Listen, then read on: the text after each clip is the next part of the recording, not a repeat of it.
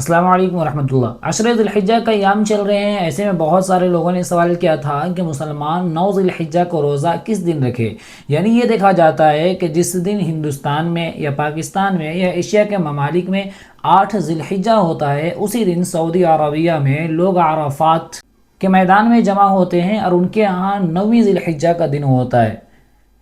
تو وقوف عرفہ جو ہوتا ہے وہ ایشیا کے ممالک کے لیے 8 ذی الحجہ کو ہوتا ہے اور سعودی ممالک کے لیے 9 ذی الحجہ کو ہوتا ہے۔ تو کیا وقوف عرفہ سے مشابہت کے لیے ہمیں 8 ذی الحجہ کو روزہ رکھنا ہوگا، کیونکہ اس دن حاجی عرفات کے میدان میں جمع ہوتے ہیں اور جمع ہو کر حج کا جو سب سے بڑا فرض ہے اس فرض کو ادا کرتے ہیں۔ تو کیا اس کی مشابہت میں ہمیں 8 کو رکھنا چاہیے یا 9 کو رکھنا چاہیے؟ دوسری چیز یہ کہ 9 ذی الحجہ کا روزہ رکھنے کی کیا فضیلت ہے، اس کے جو فضائل بیان کیے جاتے ہیں کیا وہ ساری فضیلتیں حدیثوں میں موجود ہیں یا نہیں۔ استقبال کا مطلب پھر آج ہم بات کرنے والے ہیں 9 ذی الحجہ کے روزے کے بارے میں، اور 9 ذی الحجہ کو روزہ ایشیا کے ملکوں میں کب رکھا جائے۔ 9 ذی الحجہ کی فضیلت جان لیتے ہیں۔ حضرت ابو قتادہ رضی اللہ تعالیٰ عنہ سے ایک حدیث مروی ہے، آپ علیہ الصلوۃ والسلام نے فرمایا کہ مجھے امید ہے کہ جو شخص 9 ذی الحجہ کا روزہ رکھے گا، اللہ تعالیٰ کی ذات سے پوری امید ہے کہ اللہ رب العزت اس کے 2 سال، گزشتہ 1 سال کے گناہ اور آئندہ 1 سال، آئندہ جو ابھی اس نے کیا بھی نہیں ہے، آئندہ 1 سال کے گناہ معاف کر دیے جائیں گے۔ ذہن نشی کر لیں کہ جتنی بھی حدیثوں میں فضیلتیں بیان کی جاتی ہے گناہوں کی معافی کی، وہ سارے کے سارے گناہ چھوٹے گناہ ہیں، جسے صغیرہ گناہ کہتے ہیں۔ صغیرہ گناہ ہی روزہ رکھنے سے یا اور اعمال سے معاف ہوتے ہیں۔ کبیرہ گناہ کے لیے ہمیں معافی مانگنی پڑتی ہے، اللہ سے توبہ کرنا پڑتا ہے، اور اگر ہم نے بندوں کے حقوق میں حق تلفی کیے تو ان بندوں کے حقوق کو ہمیں ادا کرنا ہوتا ہے۔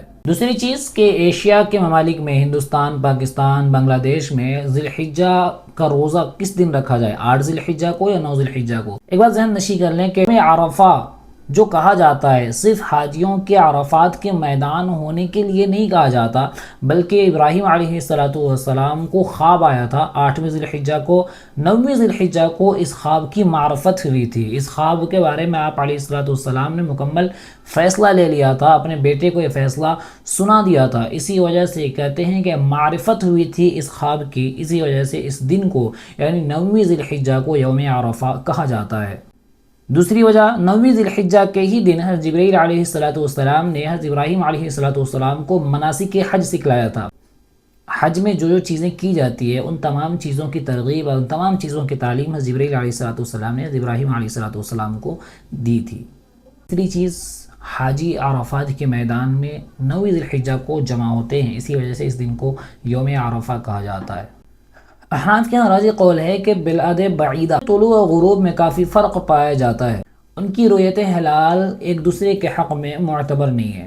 سعودی وغیرہ کے چاند نظر آنے نہ آنے میں کافی فرق پایا جاتا ہے، اسی وجہ سے ہم کہتے ہیں کہ سعودی کا چاند ہمارے یہاں معتبر نہیں ہے۔ مطلب یہ ہے کہ سعودی میں اگر 9 ذی الحجہ پڑ رہا ہے بدھ کے دن، تو ہمارے یہاں ضروری نہیں ہے کہ 9 ذی الحجہ بدھ ہی کے دن پڑے گا، بلکہ ہمارے یہاں ایک دن اس میں تاخیر ہوگی اور ہمارے یہاں جمعرات کے دن 9 ذی الحجہ پڑے گا۔ میں مثال دے رہا ہوں۔ تو اب سب سے بڑا سوال کہ 9 ذی الحجہ کو روزہ کب رکھیں؟ تو 9 ذی الحجہ کو روزہ جس ملک میں بھی آپ رہتے ہیں اس ملک میں اگر عربی تاریخ جو ہے جس دن 9 تاریخ پڑے، جس دن 9 ذی الحجہ پڑے، یعنی قربانی سے ایک دن پہلے ہی 9 ذی الحجہ ہمارے یہاں شمار ہوگا اور اسی دن کا روزہ رکھنے کا ثواب بھی ہمیں حاصل ہوگا۔ یہ الگ مسئلہ ہے کہ سعودی میں اس دن خوشیاں منائیں گے اور لوگ یہ کہیں گے کہ اس دن تو عید ہے، تو عید کے دن روزہ رکھنے سے منع کیا گیا ہے، تو یہ بے شمار باتیں کہی جائیں گی، لیکن جس ملک میں آپ رہتے ہیں اسی ملک کا اعتبار کیا جائے گا۔ اس ملک میں جس دن 9 ذی الحجہ ہوگی اسی دن آپ کو 9 ذی الحجہ کا روزہ رکھنا ہوگا۔ امید ہے کہ بس ساری باتیں آپ کو سمجھ میں آ گئی ہوگی۔ آپ سے گزارش ہے کہ اس ویڈیو کو دوسروں تک ضرور پہنچائیں تاکہ وہ بھی 9 ذی الحجہ کے روزے کی جو فضیلت ہے اس فضیلت کو وہ بھی پا سکیں اور وہ بھی